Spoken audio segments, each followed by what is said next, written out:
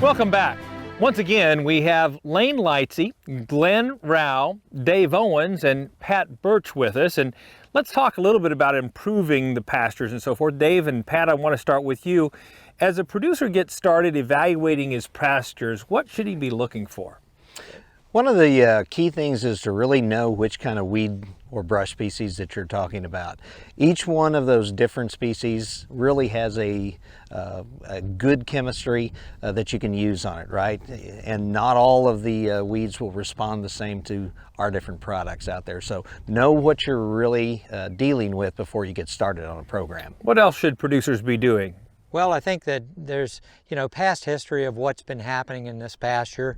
That's a key. You don't forget what it was there previous year. Good chances are it's going to be back if the management system hasn't been changed. So any kind of a history about the pasture, about the area, is very helpful in evaluating what kind of a control measure you may need. And Pat, why is it that weeds and brush can encroach so quickly on a pasture like this? Well, I think a lot of it has to do with just management. If you look at the model here from Lightsey that we've seen here, where they actually go out and inspect and manage it as part of a program approach, not just a reaction, but going out and evaluating the pasture very early, looking for those weeds before they get rank or very tall, and making that application then. That allows your forage, your grasses, to capture the site. They will help keep those weeds out of there. So that's a key component of it, is think about it in terms of a program rather than a reaction. Lane, what would you add? Have you seen weeds and brush encroach quickly on pastures? Yeah, very quickly, and I've got some neighbors that do very little as far as weed control, and we have some new ones in Florida now that we used to didn't have become a serious problem. But and like you said, don't let it be a knee-jerk reaction. Don't wait till your dog fennels are 12 foot high and you can't see your cows anymore. And really, and some of our worst ones are weeds that you have to get down on the ground to look for, like dollar weed.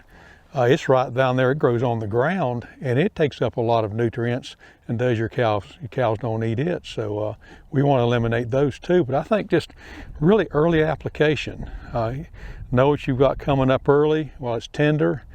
You can use less product when you spray it and get on it. And we spray thousands of acres every year. And have a good relationship with your rep.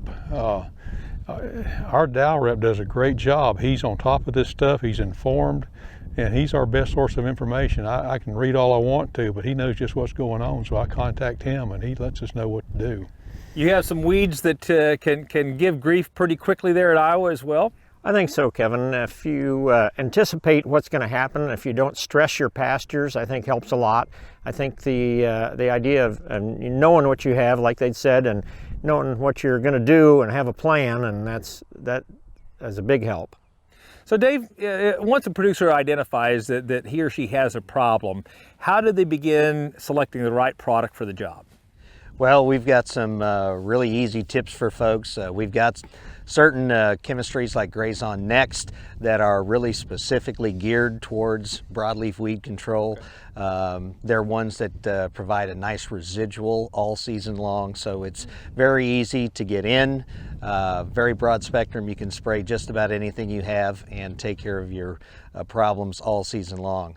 If you get into brush, some of the dog fennel that we've got out here in Florida, Pasture Guard is a little bit more of the way to go with that. Just different chemistries work differently on weeds and brush, and so it's just important to know which ones you're dealing with. But we've got plenty of expertise that you can call on us for, and we'll be happy to share. And one sitting right next to you, what else would you add in terms of selecting the right product for the weed pressure that you're currently facing? Yeah, I think a lot of it has to do with getting that local knowledge. Our sales reps that work in the area, our extension partners that do a wonderful job here in the state of Florida, for instance. I mean, we have great weed scientists that have a lot of knowledge about the weed problems and those recommendations, and we work very closely with them to make sure that we're in alignment. So Pat, you've been on other shows before where we've talked about the timing of weed control products. What would you tell our viewers today? Yeah, I think timing, as illustrated here on this ranch, the type of practice where they go out and scout, it's probably the best timing. Maybe not be the weeds that you can see from the cab of the truck, but you have to get out and actually search for them. And if you start to catch them in that early stage, there's a real advantage in that, because when you're making that application early, you're devoting those resources now as you go into that dry period. Those resources from the site are devoted to that forage, the desirable forage that you want on site. So catching those weeds early, there really should be no surprises. You know that these particular weed problems, the local problems that you have, anticipate them rather than reacting to them. And I think that's one of the key components of this. Very good. Well, thank you all for your perspective here. And my goodness, if everybody's pastures could look like yours, Lane, I think we'd be in great shape. You've done a really, really nice job here. Thank you. To find out more about other topics related to weed control and forage management, visit the website rangeandpasture.com.